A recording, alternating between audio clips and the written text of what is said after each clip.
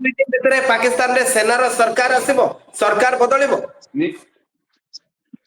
ମୋର ये आशा क्योंकि ଏବେ ମଧ୍ୟ ଆର୍ମି ଖୁସି ଦେଖନ୍ତୁ କାଲି ସିଜଫାୟାର ହେଲା, ପାକିସ୍ତାନ ଗଭର୍ଣ୍ଣମେଣ୍ଟ ସିଜଫାୟାର କରେଇଲା, 4 ଘଣ୍ଟା ପରେ ପୁଣି ସିଜଫାୟାର ତୋଡ଼ିଲେ, ଆର୍ମି ମାନେ ପୁଣି ଆମର ଏଲଓସି ରେ ଆସି ଗୁଳିଗାର କଲେ। ଯଦି ଯଦି ତାଙ୍କର ଗଭର୍ଣ୍ଣମେଣ୍ଟ ଏଗ୍ରି ହଉଛନ୍ତି ସିଜଫାୟାର ପାଇଁ, ତ ଆର୍ମି କାହିଁ କାଲି 4 ଘଣ୍ଟା ଇଏ କଲା ଆମର ସିଜଫାୟାର କାହିଁ ତୋଡ଼ିଲା? ତେଣୁ ତାଙ୍କ ଭିତରେ ସମନ୍ୱୟ ନାହିଁ।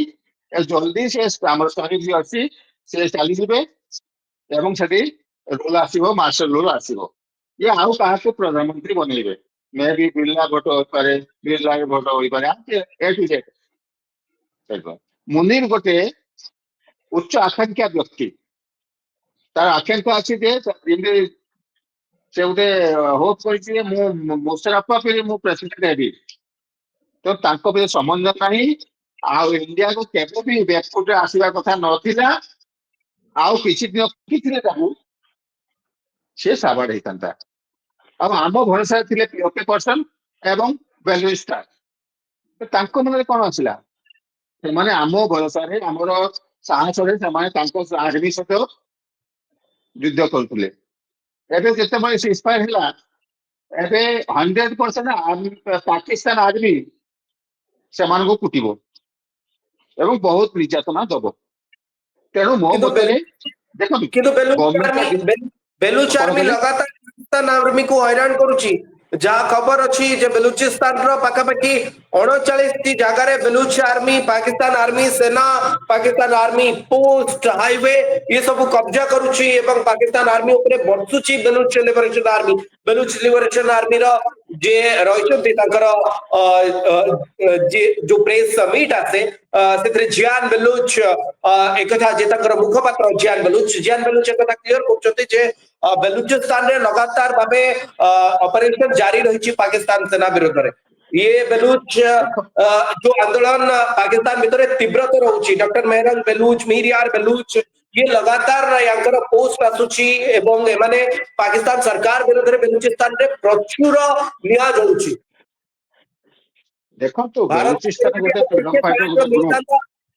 ମତେ ଲାଗୁଛି ଯେ ବେଲୁଚ ସ୍ୱାଧୀନ ହେଇସାରିଥାନ୍ତା। ନାଇଁ ଏଭଳି କି ନାଇଁ ଦେଖନ୍ତୁ ବେଲୁଚ ଗୋଟେ ବେଲୁଚିସ୍ତାନ ୟା ପିସିପି ଗୋଟେ ଗୋଟେ ଗ୍ରୁପ, ସେମାନେ ଦେଶର ଆର୍ମି ସହିତ ଲଢି ପାରିବେ ନାହିଁ। ତାଙ୍କୁ ସପୋର୍ଟ ଦେବା ଦରକାର, ତାଙ୍କ ବ୍ୟାକୟାର୍ଡରେ ସପୋର୍ଟ ମିଳିବା ଦରକାର। କିନ୍ତୁ ତାଙ୍କ ବିଶ୍ୱାସ ଥିଲା ଯେ ଇଣ୍ଡିଆ ପାକିସ୍ତାନ ଯୋଉ କନଫ୍ଲିକ୍ଟ ହଉଛି, ସେମାନେ କି ସୁଯୋଗ ନେଇଥାନ୍ତେ, କିନ୍ତୁ ଏତେଟା ନେଇପାରିଲେ ନାହିଁ। ଆଉ ମୋ ମତରେ ମୁଁ ଆଜି ବି ଏବେ ବି କହୁଛି, ଆଉ ଖାଲି 5 ଦିନ ଯଦି କୁଟିଥାନ୍ତା ଇଣ୍ଡିଆ, ତାହେଲେ ପାକିସ୍ତାନ ନିଜ ଇଏ ପାଖରେ ଏବଂ ପିଓକେ ପାର୍ଲାମେଣ୍ଟ ଭିତରେ ଆମର ହୋମ ମିନିଷ୍ଟର ଅମିତ ଶାହ କହିଥିଲେ ଯେ ଆମେ ପିଓକେ କୁ ନବୁ। ତ ଏଇ সময়ଟା ଥିଲା ପିଓକେ ନେବାର ସୁଯୋଗ ସମୟ, କିନ୍ତୁ ଏଟା ହାତ ଛଡା ହେଇଗଲା।